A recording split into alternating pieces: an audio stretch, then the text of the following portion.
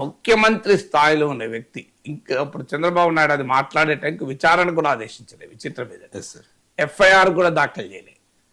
మరి విచారణకు ఆదేశించకుండా ఎఫ్ఐఆర్ దాఖలు చేయకుండా ఏ ప్రాతిపదిక లేకుండా ముఖ్యమంత్రి అలా మాట్లాడితే ఎవరు అపవిత్రం చేసినట్లు? మీరు జరిపిన విచారణలోనే జంతుకో లేదని తేలింది కదా.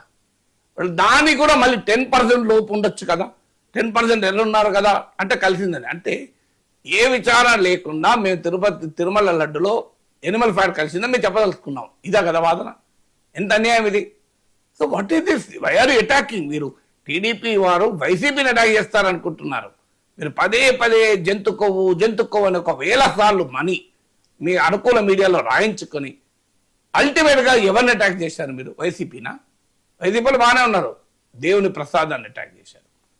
పరమ పవిత్రమైన తిరుమలను అవమానించారు. కోట్లాది వెంకటేశ్వర స్వామి భక్తులకు ఆవేదన కలిగించారు. ఏది లేకముందే మీరు ఎనిమల్ ఫ్యాట్ అని ఎట్లన్నారు? ఇప్పుడు ఎనిమల్ ఫ్యాట్ కల్తీ చేసిన వారు నేరస్తులు. జరగని కల్తీ గురించి జరిగిందని చెప్పిన వాళ్ళు మన నేరస్తులు కారా? చార్జ్షీట్ టైంలోనే జంతుకోవని కొట్టిపడేశారు. పాయింట్ అది. చార్జ్షీట్లో కూడా జంతుకోవని రాయలేదు, జంతుకో కొట్టేశారు. సో జంతుకోవను కొట్టేశారు. మరి ఎందుకు? ఇప్పుడు జంతుకోవని జరిగిన ప్రచారానికి ఎవరు బాధ్యత వహించాలి? పనికి మాలి చాలా ఉంటాయి కదా రాజకీయాలకు. దేవుడే దొరికిందా?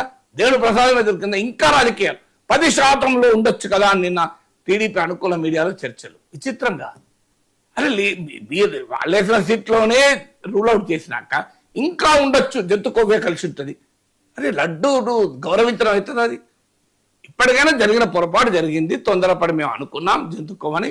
అయ్యా జంతుకోవు లేదని ముఖ్యమంత్రి ఒక మాట చెప్పచ్చు కదా గౌరవంగా. కనీసం అదన్నా కనీసం పశ్చాత్తాపాన్ని మించింది లేదు కదా, ప్రాయచిత్తాన్ని మించింది లేదు కదా. మీరు దేవుడు క్షమిస్తాడు కదా, ఏదో పొరపాటు జరిగింది, ముఖ్యమంత్రి అయిన మనిషే తొందరపడి అనుకున్నాడు అనుకోవచ్చు కదా.